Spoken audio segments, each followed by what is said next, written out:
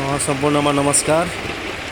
तनहुँको bash 1 मा रहेको भातगाउँ खानेपानी तथा सरसफाई संस्थाले विभिन्न ठाउँबाट पानी सङ्कलन गरी उपभोक्ताहरूलाई पानी वितरण गरिरहेको छ। अहिले यहाँ देखाइरहेको पानी मादी नदीको किनारबाट तानिएको पानी हो। यो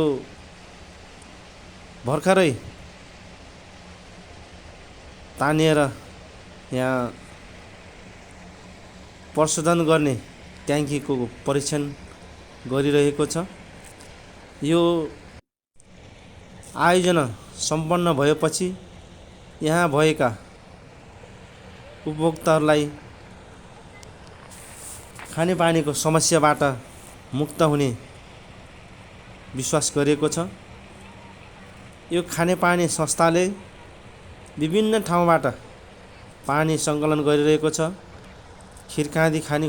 खिरखाँदीबाट, छाप्दी मन्दिरको आसपासबाट र छाप्दी खोलाको किनारबाट पम्पिङ गरिएको छ। त्यो पानीले नपुगेर अहिले मादी नदीको किनारबाट पम्पिङ गरी पानी तानिरहेको छ।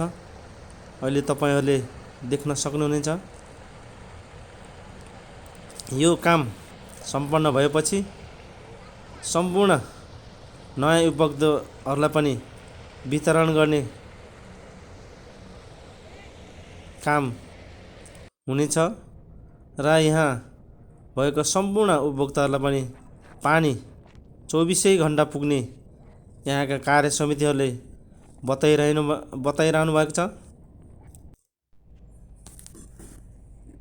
यो चाहिँ भातगाउँ खानेपानी तथा सरसफाई समितिको कार्यालय, संस्थाको कार्यालय हो।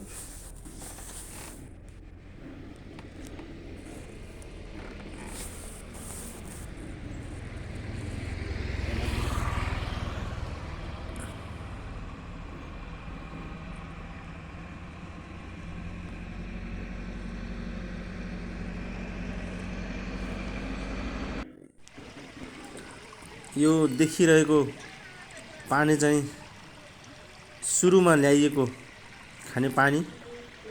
यहाँ खानेपानी प्रशोधन गर्ने ट्याङ्की रहेको छ। यहाँबाट प्रशोधन भएपछि मात्र खानेपानी वितरण गरिन्छ। धन्यवाद।